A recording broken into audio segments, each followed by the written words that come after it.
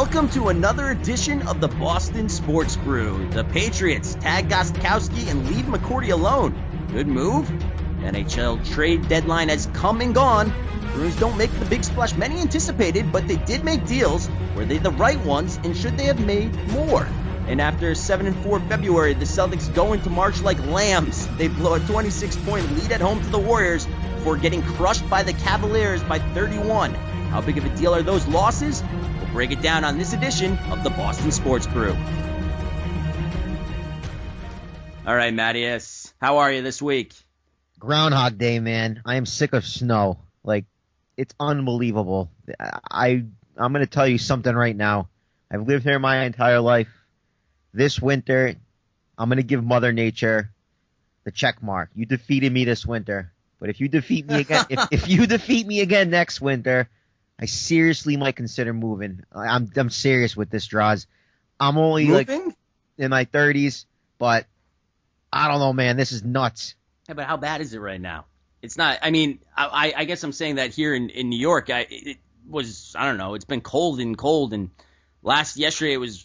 There's a little snow on the street mixed with rain, puddles everywhere. Your socks get soaked when you walk around, but hasn't been too bad. I know it's not like Boston, but yeah, you're not in the right spots, man. You're getting lucky down there. Every day I wake up, I got to clean off my car. There's another winter storm watch tonight in like southern Rhode Island and southeast Massachusetts. I didn't think we lived in like Alaska, but with that being said, I'm just sick of it. Well, eventually, yeah. I think a lot of people must be sick of it. The snowiest or at least the coldest February ever in Rhode Island history. Yeah, and now if we keep getting more snow, it's going to be like one of the second most snowiest winters. It's just crazy. I think of snow. I think about our New England Patriots, but I mean our New England Patriots have been done for almost a month now, and it's going to keep snowing. It's March and snow away. But with that being said, like you said in the opening, I'm not surprised by the move of the Patriots tagging Gostkowski. Not surprised by the move whatsoever. And do I know if it's right? I'll say my thoughts to that. What do you think? Well, surprised and right are two different things. Exactly. Although I don't know. I'm not surprised. Gostkowski passed Vinatieri as the franchise's all-time leading scorer, and he's been a very good kicker. He led the league in points last season. That being said, my whole thing with Gostkowski has always been the fact, not even himself, but Belichick's refusal to use him in the postseason, or at least that's what I thought it was. So I looked up the stats. He's 20 of 22 in 17 games in the postseason. So he's actually pretty damn ridiculously good. But you wouldn't know that based upon a couple of years, and you think of 2007 against the Giants in the Super Bowl, the 50-yard field goal that Belichick refused to go for and instead went for it on fourth down, and they didn't get it, and so on. And then you think this last postseason where he only had one field goal, and that was against the Colts in the blowout. So, and granted, they didn't need to go for field goals at any points, but I always felt like when it came to postseason time, unlike his predecessor, Mr. Adam Vinatieri, who hit a million big kicks for the Patriots, Gostkowski never did, or never has, or at least it feels that way. And I don't know if that's his fault or if that's Belichick's fault or whose fault that is, but that's always been my hesitation on Gostkowski because they won't give him that chance.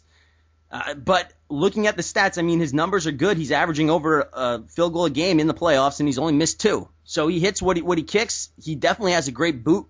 I think he was 5th in the league in touchbacks this season. And, he plays in snowy, cold, like you said. He plays in Foxborough, in the middle of Massachusetts. And he's kicking in the cold weather, outdoors. There's no dome on that stadium. So I guess for kickers, he's a good kicker. And you're going to give him I think they said that the number is going to be somewhere around like $4.12 million for the season. And they're going to try to work out a long-term deal. He made $3 million last year. But I guess I have no problem with them doing this, especially because the other person they were going to possibly tag was McCourty. And I honestly do not think McCourty's coming back. I don't think he's coming back. I don't think it's even close, and I just figured it out.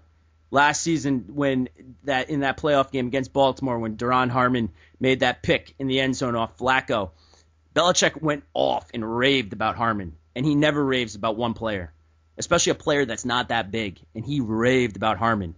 And who would take McCourty's position? Harmon. I think they'll try to go for McCourty, but I do not think that they will offer him any kind of great deal.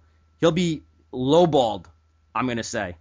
And he's going to end up going out the door. I don't think he'll be mad about it. He's even quoted by saying he seems like he's pretty good. If he would have gotten tagged, he would have been fine. And he also is quoted saying that sometimes it's just hard to keep teams together. It's not realistic to keep teams together. So I think there's some writing on the wall. McCourty is going to be out of there. He might go to Tennessee with his brother. I don't know where he's going, but I think he's out. I think Harmon's in. I think that's the end of him.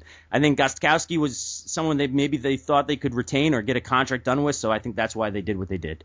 Valid points, man. Valid points. With that being said, I feel like if McCourty got franchised, and now with that new collective bargaining agreement where they have the franchise, they get like 120% salary increase.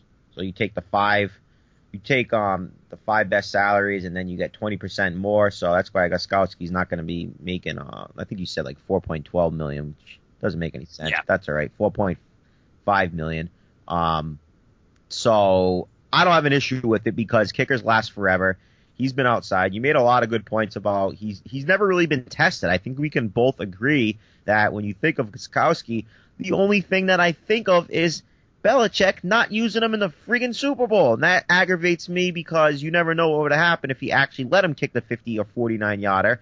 Gostkowski has a leg, one of the best legs in the NFL, and I think I would love to get in Belichick. Well, I would love to just talk to Belichick and ask him that question and get an answer from him, but we know what he would say, just be like, blah, blah, blah, blah, mumble away and never answer the question. But I think it's the right move for the Patriots because salary-wise, it's not that bad. If you franchise him now, for the moment, he's probably going to be in like the top 10 or being close to being paid one of the best players in the team. I understand that. But if you would have franchised McCourty would have been the second highest paid player on the roster currently behind Darrelle Revis, and we know what might happen with him.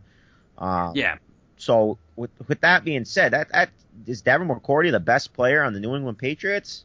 Yeah, no, and he's not the best player on the New England best player. So if you're not going to pay him that, and I don't know, I would like to think.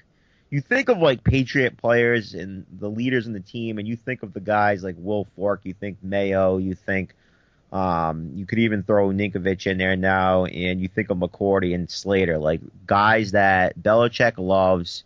He wants these guys on the team because not only does he love them, but these guys perform pretty well on the field. So I would like to see McCourty back. I'm a fan, of course. I understand this is a business. I also understand that Gostkowski is in the prime of his career, and he probably has a lot left prime-wise. McCourty, you could put an argument out there that he's 27 years old. He's still going to be in his prime, but if you give him like a 5-year deal, who knows what he's going to be like in the last 2 years? You know, I mean, well, it's interesting to throw that in there where the NFL is a passing league. He's got great coverage now, but the end of that contract, you never know. So it's going to be interesting to see what team's going to come out there and throw him a lot of money. And I'm leaning on the side of you. I think that he's going to end up going, and I don't have a problem with that. I never have a problem with guys going for the money. I say this all the time, no matter what sport it is.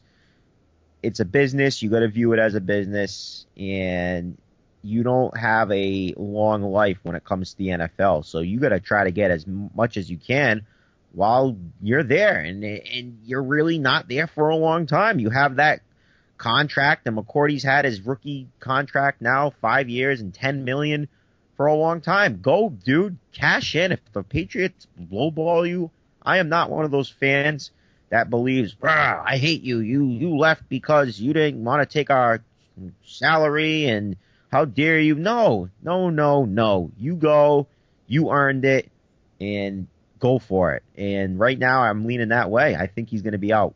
No, I completely agree. I mean, here's a quote from McCourty just the other day. Since I've been here, I think this team is probably number one as far as they forget about last year and move on and how to be a better team the next year.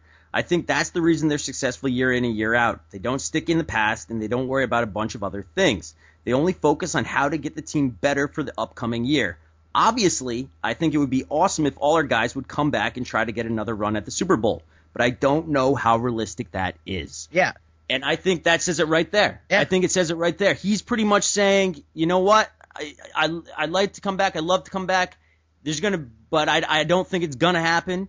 And no hard feelings. Yeah, not only that, I heard this week the Patriots haven't even contacted him yet. I mean, I don't know if you want to look into that any bit, but I'm curious to see what's going to happen in the situation. But I think winning the Super Bowl with his situation and Revis's situation, I think it actually hurts the Patriots for having these guys come back, because now you've got your ring. McCourty now cemented his legacy with the Patriots, being here since his rookie deal, taking on a leadership position and winning a ring. And then you got Darrelle Revis coming here, and we know why he came here, obviously, to win the ring. And now they're both going to cash in. And I would be surprised if either of them comes back right now, in my opinion. And you can go back to Damian Woody, who won 2 Super Bowls with the Patriots back the first Super Bowl they ever won, and the second one. Yep. And he said when he went to the Detroit Lions, I mean, he left because he's got his 2 rings. He doesn't need them. It's time for him to get paid. And that's what he went and did. And then he ended up, I think he played for the Lions and then the Jets. But he did, and now he's with ESPN. And he was great. He was great for the Patriots. He could play pretty much anywhere on the offensive line. Great player, but he got his rings and he left. And he was just too much money. The Patriots didn't want to pay him. Obviously some team out there is going to pay some guy, especially when you play on a Super Bowl team. Your name gets heightened. You become that much better. I think you get overrated to an extent. Or not everybody, but a lot of guys get overrated. And, yeah, there's going to be money out there for you, and why not go take it? And it does hurt the Patriots. I agree. It does hurt the Patriots with trying to re-sign some of these guys, especially some of the bigger name guys like a McCourty, like Revis, just because their number is going to be that much higher, and their desire to win a Super Bowl isn't there any longer because they've won it. Yeah. And so, fine, Revis. But that being said, when it comes down to Revis, I think they will pony up as much as they have to. I've changed my mind. I think they will go as hard as they can after Revis. They know that having him there, especially after having Talib the previous season or the previous 2 seasons, they've realized what a shutdown corner can do for a Bill Belichick defense. Oh. Because when they've had Talib or Revis on the field, they've been pretty much unstoppable on defense. Exactly. I don't know if unstoppable, but it's not that they're unstoppable. It just transpires the entire defense. It's unbelievable. And I laugh at the Buffalo Bills freaking trading for LaShawn McCoy. Horrible trade. Yeah, and we're not even going to go into that. I totally agree with that. I wish we would disagree more, but it is what it is. Anyways. It's just he doesn't fit the system. He doesn't fit the system. I know, but it's just perfect for the Eagles. It's freaking. But that's all. You're right. That is not Boston sports. Oh, it's ridiculous, and I do agree with you that they should make Revis a priority. I'm more worried that another team is going to just outbid them, and I think it's going to turn into a bidding thing, and Revis is going to go where the money is. I don't have an issue with that. They lose those 2 guys, though. They better have some type of backup plan. The only good thing is about if they lose them, you got money. So both those guys are off your list. McCourty made chump change. He's way down on the list. He only made like $2 million last year. So salary wise. Well, they were going to give him if he would have been franchised, he would have made over $9 million. Yeah, that's what I mean. He would have been paid the second highest guy behind Revis.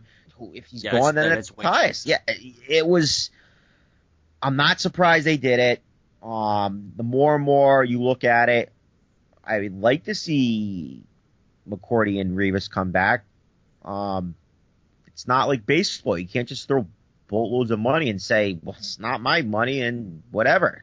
Fine, but the football's a little bit different. You gotta take a look at these things, and the Patriots have guys on their roster towards the top that have a lot of big contracts. You got Wilfork, you got Mayo, Amendola, guys that you look at the roster, and it's gonna be curious. I'm curious to see whether or not one of these guys either gets released, because that seems to happen with the Patriots a lot, or if one of these guys has one of those reconstruction things happen. And Mayo, I think, is the guy that, just the way that the NFL's going, not being that run type of league anymore, and that's another reason why the McCoy trade is horrific. You need a quarterback, not a running back, Buffalo, but keep going. We love you. And Collins and Hightower showed last year they're stepping up. They're taking the communication leadership roles. They're taking leadership roles performance-wise in the field. And he could be a guy that might end up getting released. I would not be surprised whatsoever. Mayo? Yeah. Yeah, you're right. I mean, and this is the second straight season that Hightower and Collins have had to step up, and they did it both seasons. 75% of the Patriots' defensive snaps this year were in that sub package, and the sub package included 5 guys at the cornerback position. And I mean, people can argue that, yeah, Kyle Arrington's paid a hell of a lot of money. He's like top 15 salaries in the team. He has his ups and downs, but I'll tell you something. You need to have a guy that can play that slot position, and he does a pretty good job at it. Who knows? Maybe our boy Malcolm Butler, the Super Bowl hero, will possibly step up this year. You don't know that too, but you can never have too many secondary options out there. It's kind of like that saying in baseball, you can never have as many arms. Well, the same thing now in football. Football's changed. It's a throwing league. You can freaking touch a quarterback, and if they fall down, you blow wind on them and they fall down, it's going to be a flag now. That's just the way the NFL is. So losing Revis and McCourty, I hope the Pats, well, I don't hope, I know the Pats have a backup plan where they're going to bring in guys, probably veterans, because you can't just keep going draft. But if I had to pick one, and I'll pose this question to you, and I think it's no-brainer, but Revis or McCourty, well, you're going to be going with Revis, right? I'm definitely going with Revis. And not only am I going with Revis, I just harp back. I think the Patriots go with Revis, and I'll tell you why.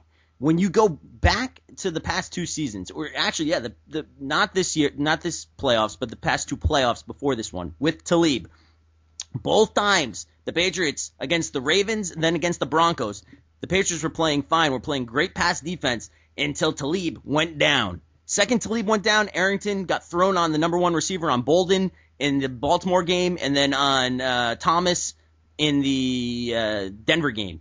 And both times, the Patriots just got smoked.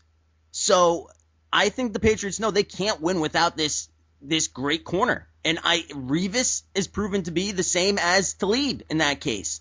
And I think they know that. They need to, if they want to win, they need that guy. I think they pony up whatever they have to for Revis. I really think this is going to be one of those days, one of these times when the Patriots do something kind of unheralded for the Patriots and actually overpay for someone, which they never do, but I think they'll do it. Yeah, I mean, when it comes to Darrelle Revis, I hope you're right with that, Droz. I mean, out of everybody that's out there, he's one of the best, if not the best, cornerback in the game. The guy proved it. He's 29 years old. He still has a couple years, if not 3, left in his tank. We saw what happens, as you mentioned, in the playoffs when you don't have a guy like Revis there. I'll keep saying it's a pass-happy league, and it's not going to change. It is a pass-happy league. So solidify him. You lose McCourty. You made a valid point, excellent point earlier. You put Harmon in that spot. Chung, I thought, had a pretty good year last year. Yeah, he looked awesome. And we're not the only ones who noticed because Chung got his contract extended, and he's here now. So you throw those 2 guys back there, you could always get a guy in the draft. I like McCourty. If you can't get him for what you want to pay him, it's time to move on. As simple as that. And the Bruins made some moves that I think many people were surprised with, or maybe lack of moves, and that may have surprised people as well. For the NHL trade deadline, everyone's saying, they put Krejci on the long-term injured reserve. Obviously, Kevin Miller, who was going to be out anyways, was put on the long-term injured reserve. Frees up $6 million in cap space. And then all they do is they trade for Brett Conley, who's a former number 1 pick, the 6th overall pick of the 2010 NHL draft, and Maxime Talbot, who's essentially a 4th-line guy, but he's a good locker room guy. And that's it. No big names come in here, no big goal scorer to replace Krejci. So it was probably uneventful for most. But that might be a good thing. I actually think it is. What do you think, Mattious? I'm indifferent, Droz. I mean, you get a guy that is kind of equivalent, I would say, and disappointment so far, like Jordan Caron, who also got packaged out to Colorado. So Jordan Caron's not part of the Bruins organization anymore, and you bring in a guy like Conley, and his stats aren't really anything to get you excited about. He has been playing on Tampa Bay. He's been on that third line or fourth line down there, so maybe he's not getting the best opportunities to play with those guys, like you mentioned off air to me. But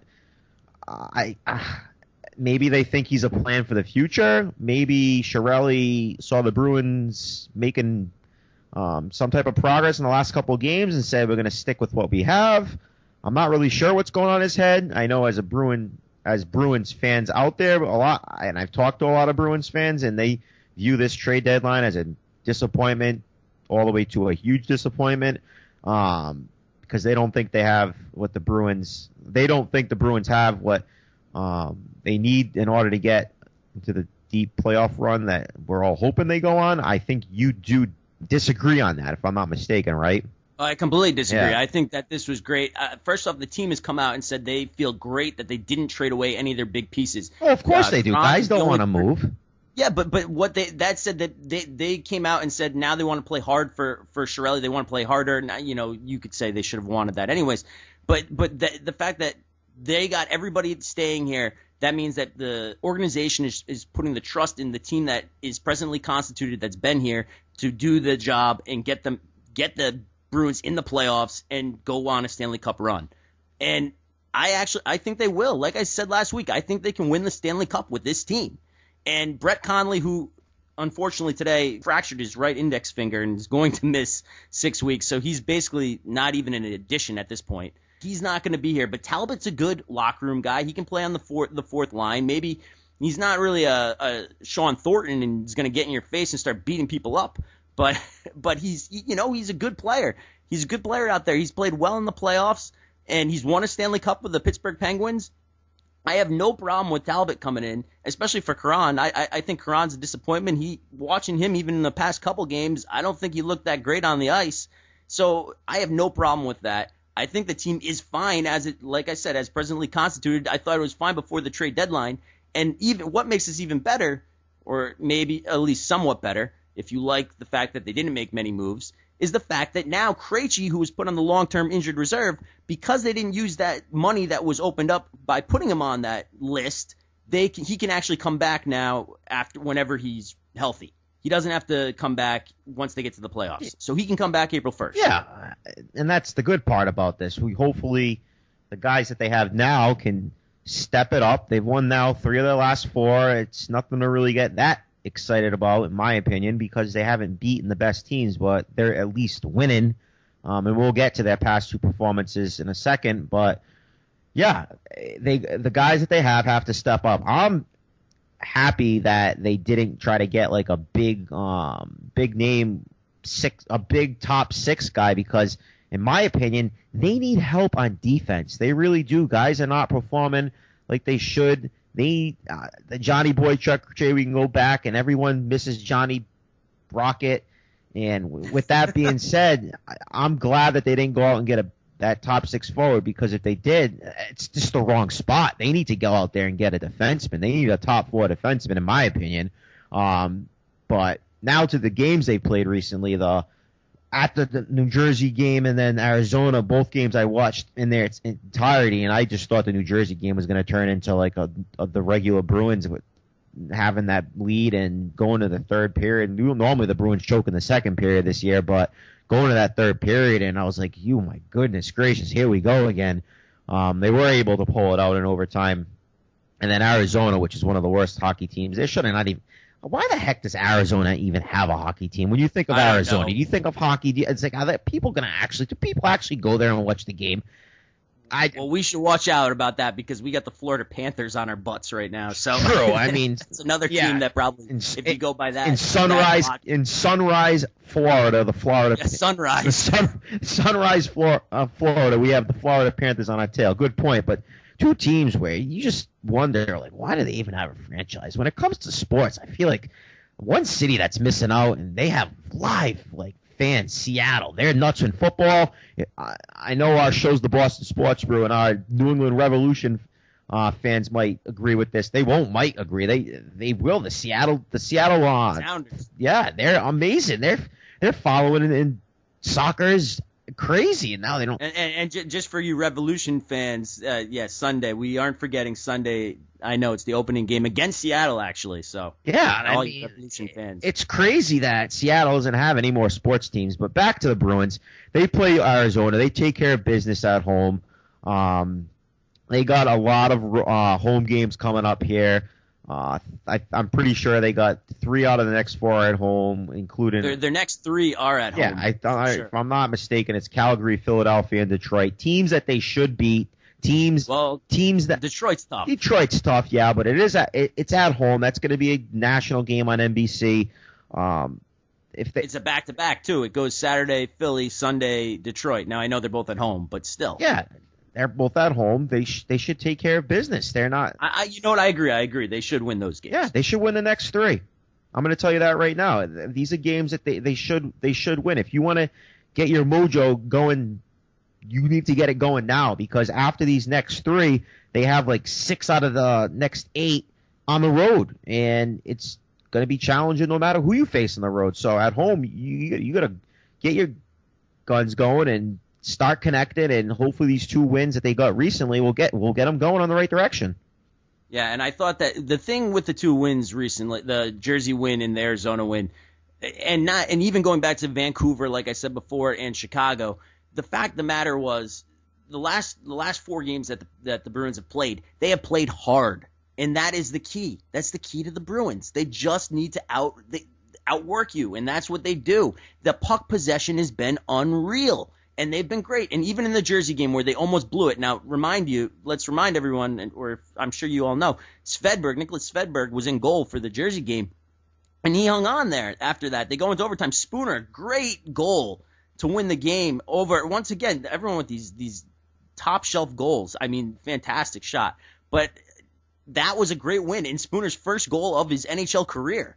To win in overtime. That was fantastic. That's good momentum to me when you got a young guy scoring his first goal in a game that they were going to lose, it looked like, and they come back and they win it.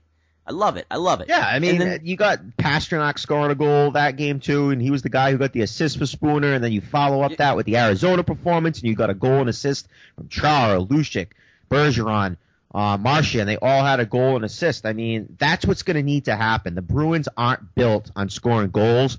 But they have those top 6 guys and the top 4 in defense. Those are the ones that have to put the puck in the net because they're expected to do that. This team's built on solid defense, solid goaltending, and scoring goals at like the right time. They're not going to beat guys with speed. They're going to beat them with that toughness. They're going to beat them with that gritness, and they're going to have to play with that intensity on a nightly basis. Like you said, they can't just go out there and expect their talents to take over like a la Tyler Seguin. At least now with Pastrnak, he has somewhat some nice energy from a really young 19-year-old. And he's going to make mistakes. It's going to happen, and you're going to have to accept that as a Bruins fan. Spooner and Pastrnak are going to make mistakes, but when it comes to those top 6 and top 4 on D, they're going to have to do what they have to do. They've been underperforming, but hopefully now they start taking off. Hopefully this is positive energy, wins, get these 3 at home or 2 out of 3 at least, and go on from there. And I think once again, you bring up the youth of Pastrnak and Spooner. Lucic has come out and said, and he's the one playing on a line with them. He said it's been fantastic, the energy they bring, the youthful energy. And other players have come out and said just the youthful energy of these guys getting out there. Ferland getting out there. I mean, everybody.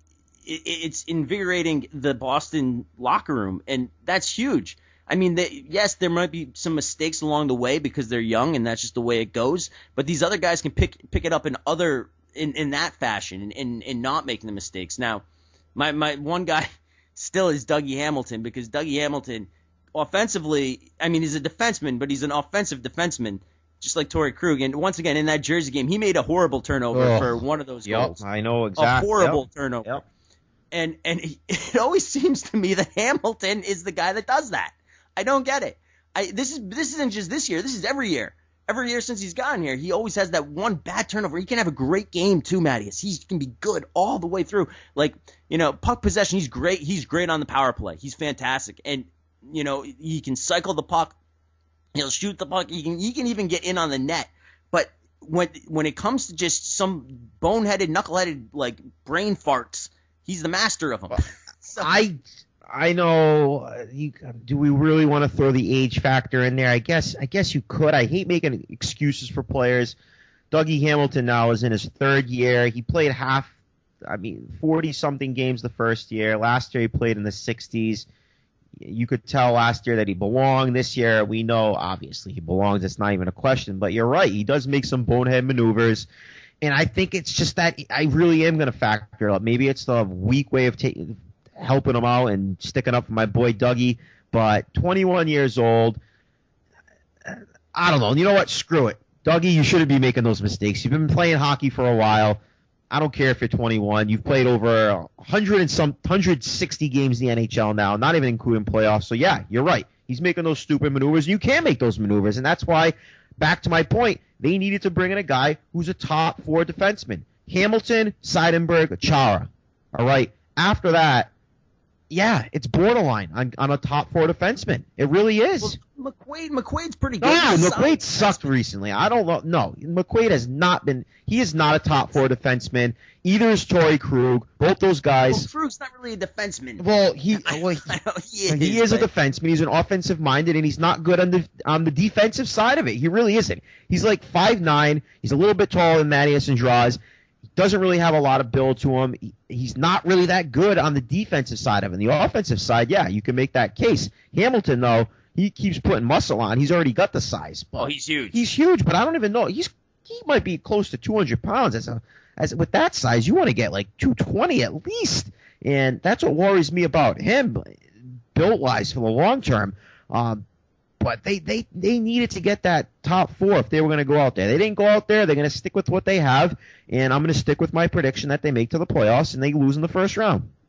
No, see, now this is the whole thing. Okay, so now they're 2 games. They have 2 games in hand against Florida, who in their previous game had both of their goalies go down, and then somehow they had to give their coach, one of their assistant coaches, a contract just in case he had to come in and play goaltender for them in the game. They ended up losing to the Maple Leafs, which was great for the Bruins because the Maple Leafs are in hell right now. I mean, Phil Kessel is calling out to the media. Everyone's freaking out in Toronto. I mean, Toronto obviously is, for them, hockey in Toronto is like, the Red Sox or the Bruins or any other sport in Boston. I mean, they go crazy, obviously, all these Canadian teams, and it's gone out of control in Toronto.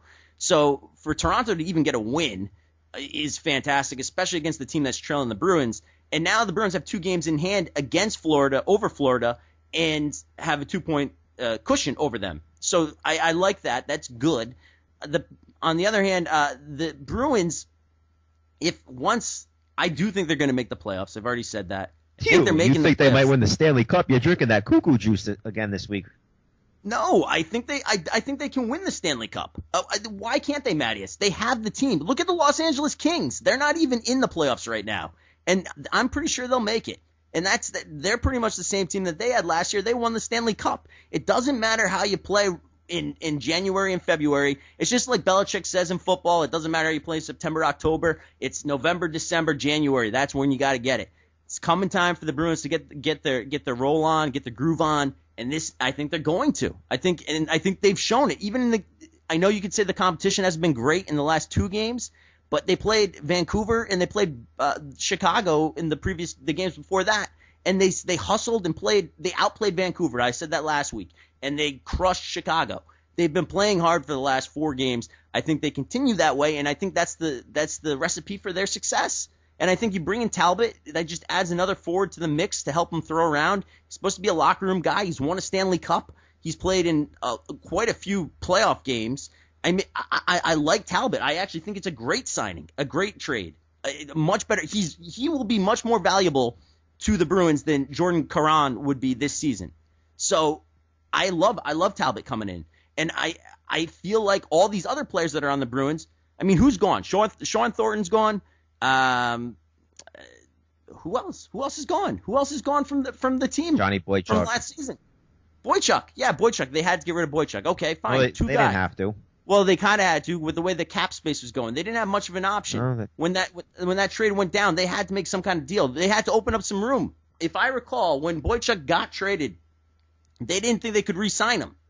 So it was either trade him at that point or just he would be gone at the end of the year. That was what was going to happen. Yeah, that's rewinding though back to Chiarelli making all these moves and going with a core group for that long period of time. He put all his eggs in one basket here for the most part with, like I said last week's show, with those big guys, Rask, Krejci, Bergeron. Yeah, you tied up massive money, Char, with massive money with these guys. So as a viewer of this team, these guys now have to be viewed as being integral, nightly guys. When it comes to points, they need to perform on a nightly basis. If you're gonna get that salary, and screw commanding that salary. I mean, everybody wants that salary, but if you're gonna get it, you need to perform out there. So I will be more critical, and that's how it is in any sport. When you make more money, you have to perform out there. It's as simple as that. Okay. And they have performed. They made it to 2 Stanley Cup finals, winning one of them. They made it to the division finals, Game 7 against Montreal last season. They've been good every year. These are the same core group of guys, Krejci, Rask, Chara. I mean, Rask wasn't there for the Stanley Cup winning. Did they give them? He was a backup. Yeah, he was here as a backup, and everyone was arguing, at that point, they weren't arguing any longer because Tim Thomas had the greatest season of all time. But the fact of the matter is, the year before, Rask was actually the guy in goal, if we all recall, when they blew the 3-0 series lead against Philly. But that, Rask has been around, and Rask has been good. He deserves his contract. Chara obviously deserves his contract. Krejci has been great. I mean, the one thing with Krejci, you could say maybe his injury passed. Yes, he gets injured quite a bit. And he was not good. He was not good in the playoffs last year, though. Yeah, but it doesn't. Won playoffs. He was great in the previous playoffs, so it doesn't matter. Things fluctuate. You go up and down. You have hot streaks. You should not be going up and down when you're getting paid that much money, Droz. That's my point. You should be. I know. I can't. I understand injuries. Okay, I will give him that.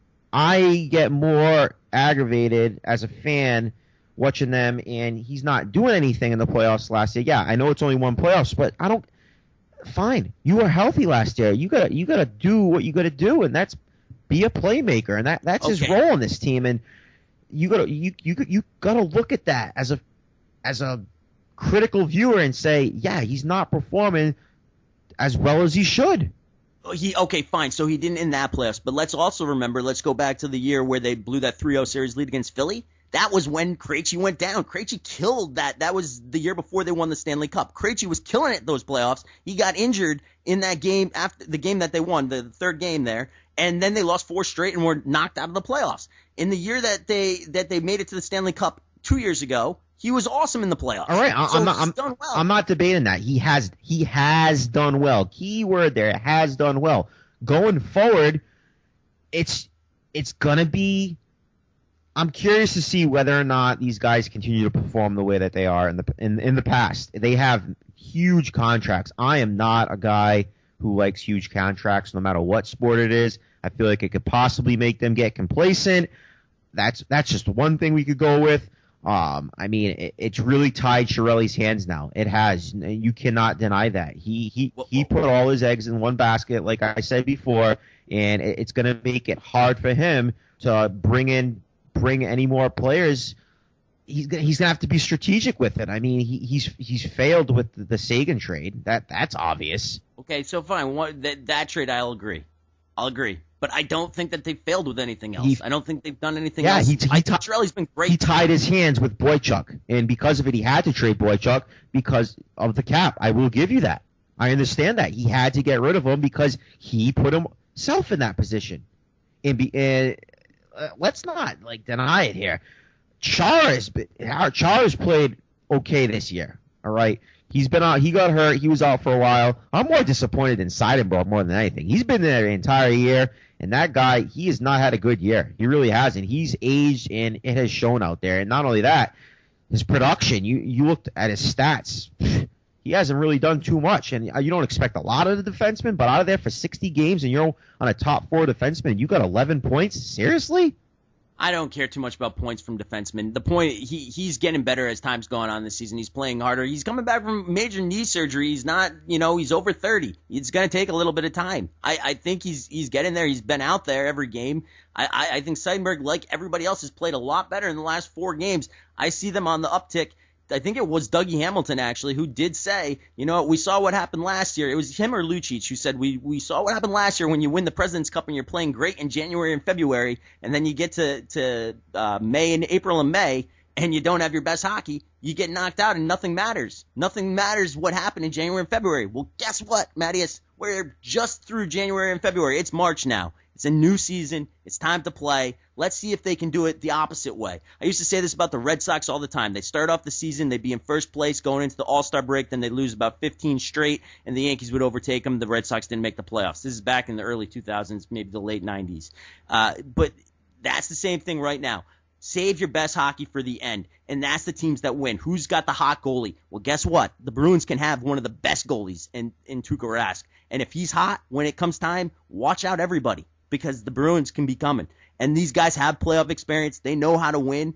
And you know what? If people sleep on the Bruins, that's fine. But I think I'd be scared as hell to do that. This team can win a Stanley Cup. All right. Keep drinking that cuckoo juice. Go for it. I mean, last year the Bruins had one of the best marches I think they've ever had. I remember they won.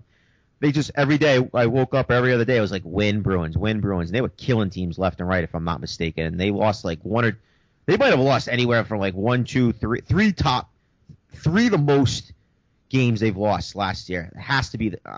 I might be wrong, but I'm pretty sure I'm right on this. And then April came around, and they didn't play that great. They lost their last 5 out of the 7 going into the playoffs, but March was really good. And if you combine those two records, they probably were one of the best teams when it came to March and April last year. So just because they played well in March and April, it didn't really do too well with them in the playoffs, right? Yeah, but they played well the entire season. They didn't have any lull. They didn't have their so lull. you can't get too. They saved their lull for the playoffs. Fine, well, you cannot get too excited about 4 games. You're like drinking that cuckoo juice and basing all of these things in your head that, yeah, they have what they have. They can do it. They can do it. They can do it. And they've looked good recently. That's only 4 games. They played 60-something. Let's not get carried away with 4 games. Now, I'm not getting carried away with 4 games.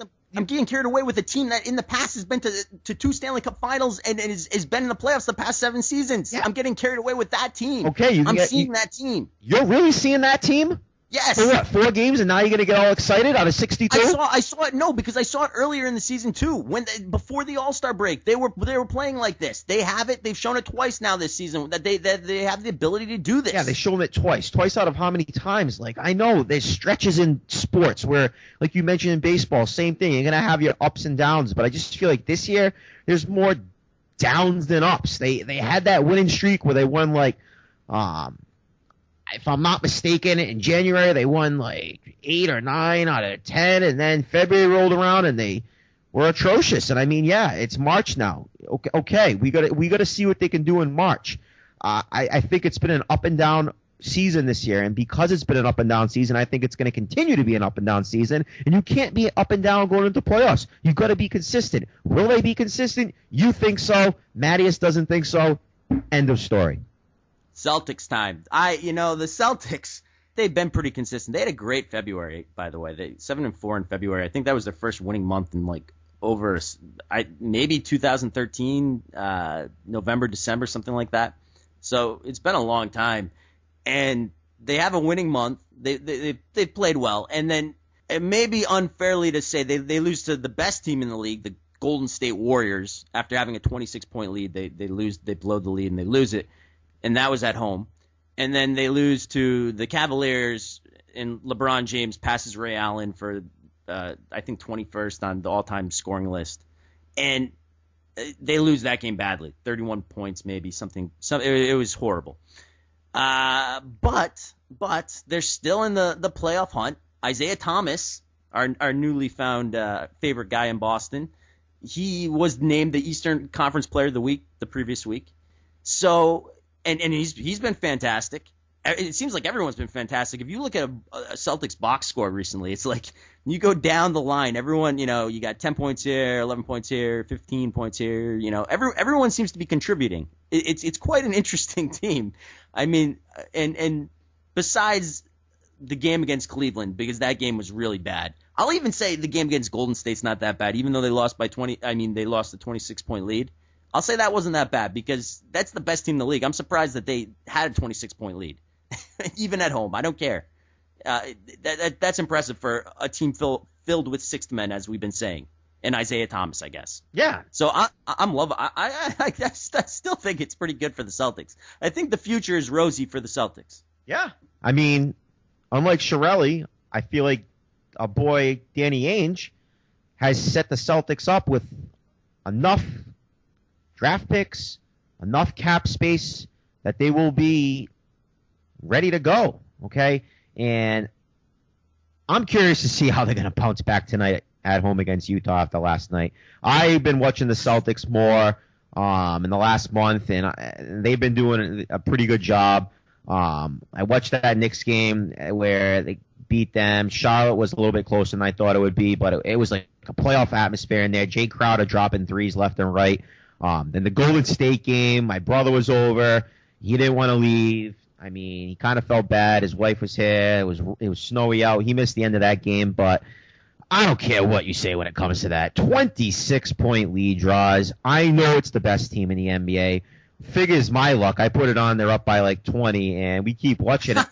Yeah, like they're up by 20, and I start watching it, and I see all the negative aspects of it. I'm like, you got to be kidding me. And Steve and I are watching it. It's just, you know how it is. You got Steph Curry dropping bombs. You got Klay Thompson. Celtics can't defend anybody. They can't defend anybody. You can't argue that. They're not a good defense. No, they're not a good defensive team. They don't know what they're doing yet. They don't know what they're doing yet. And yeah, valid point, but you could easily see that they were not going to win this game unless like they miraculously hit threes. And at the end, they were just hucking up threes, and they were not working together as a team. Like Tommy Heinsohn was saying, it was just easy to say. They were doing the NBA. We're going to try to beat you one-on-one, and you're not going to do that unless you're Kevin Durant or Russell Westbrook or LeBron James.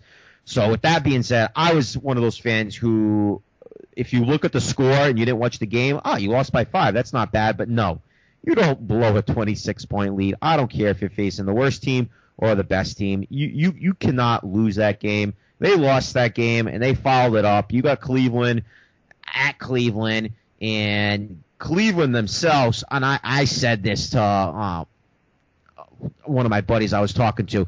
Cleveland was coming off of a loss themselves, and you got LeBron James at home. The Celtics coming off of a loss where they had that team, and LeBron coming off of the loss where he got kicked in the low section by James Harden at Houston in overtime. It was just the recipe for a disaster, dude, and it turned to a disaster. I flipped it on last night, Droz, and it was 100-58, and I just flipped it off. I couldn't do it. Well, did you know, it's funny, too. I was actually looking at the line on it because I wanted to see how people were going to think about the Celtics, especially after playing Golden State close. Even though they blew the lead, I wondered if people were watching that closely, how that they actually did blow a 26-point lead. Because the final score, if you just look at the final score, 106-101, and then you look at the fact that since Isaiah Thomas has been there, the Celtics have played pretty well.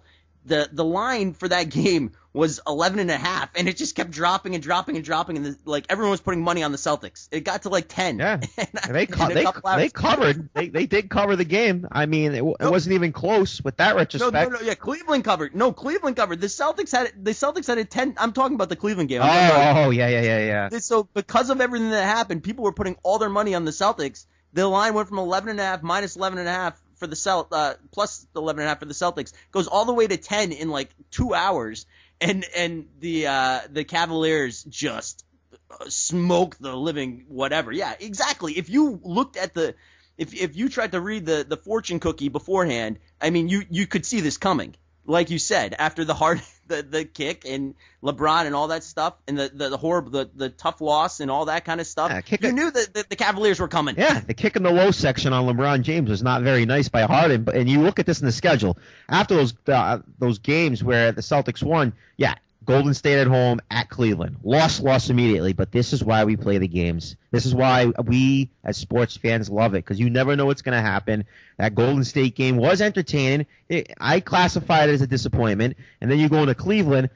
I thought like a 20-point loss, not like a 30-point loss, and it could have even been worse. And now you got Cleveland rolling up at Toronto tonight, and you got the Celtics at home against Utah. So we'll be curious to see if Cleveland can carry that momentum to Toronto, and it will be interesting to see if the Celtics can bounce back here at home to a Utah team that is just about as comparable as the Celtics. They got almost the exact same records. Utah has played one more game. They're 24-35, and the Celtics are 23-35. And Utah has given a 10-day contract. I have to say this to my boy Bryce Cotton from Providence. He hasn't shown up. He's only played one game so far. I hope he ends up getting some type of chance to get going.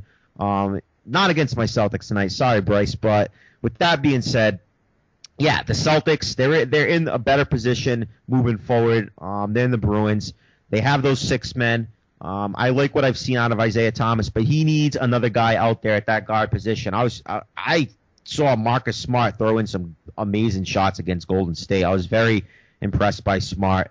It's gonna be fun to watch this team in the next couple of years, definitely. I just want to add this in here about the Red Sox. What Rusney Castillo? This just came down. What were you saying happened to him? Rusney Castillo, he strained his oblique. So obliques are injuries that you really want to be careful with. John Farrell came out today saying how we're gonna be cautious with this, and he's gonna be out for some time. So it sounds like he's gonna be out for at least a couple of weeks. Who knows? They're gonna be cautious with him.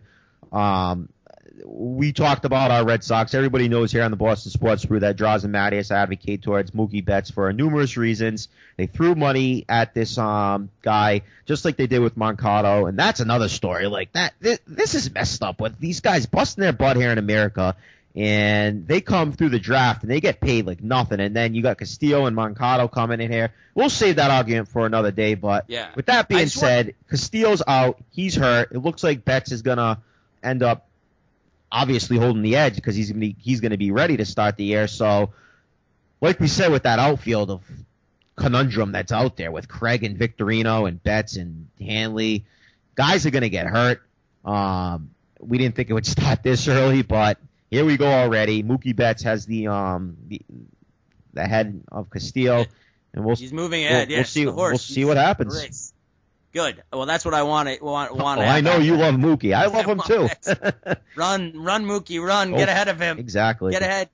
And it's an oblique injury, and so many times with these oblique injuries, all I always think about is the Oakland Athletics pitching staff back, 10 years probably now ago, when they had Tim Hudson and who was it? Rich Harden. Rich Harden would always get an oblique injury. Hudson was there, Mulder. It seemed like one of those guys would always get an oblique injury. Harden was the one that really had it the worst because Harden never came back. He'd get this oblique injury every single time, and he would come back, pitch a couple starts, and then be hurt again. And I understand it's a different position, but still, oblique injuries seem to just kind of linger. Yeah, so you've got to be cautious with them because there's a lot involved torque-wise, motion-wise, no matter what sport you're playing in. And baseball, swinging, throwing the ball, you got your obliques involved. So that's why Farrell came out and said that. He said, we're going to take a cautious route with Rusney, and I'm not surprised by that. There's no reason to. It's March 4th. There's 8 feet of snow here. You're not going to be playing anytime soon in Boston anyway. So take your time, Rusney.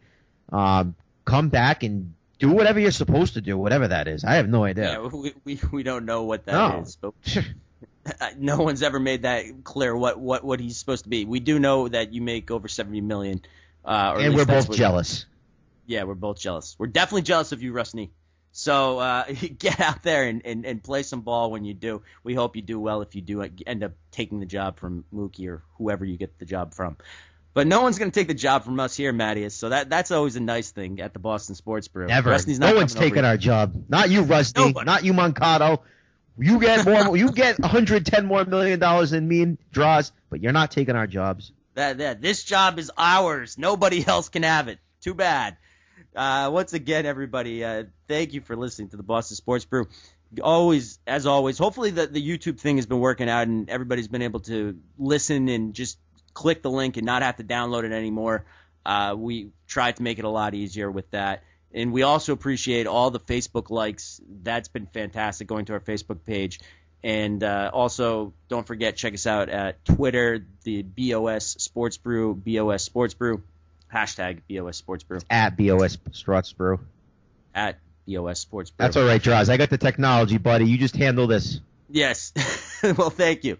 So do all that kind of stuff. Hopefully the YouTube's working. If you have any comment suggestions, just leave it on the Twitter or on Facebook. We will attempt to eventually get a website going with everything, so then you can have the option of getting it from iTunes as well. That'll be coming up in the future. Many different ways to get your dose of the Boston Sports Brew. But for now, thank you very much for listening. For Mattious, I'm Droz. This is another edition of the Boston Sports Brew. Have a great week.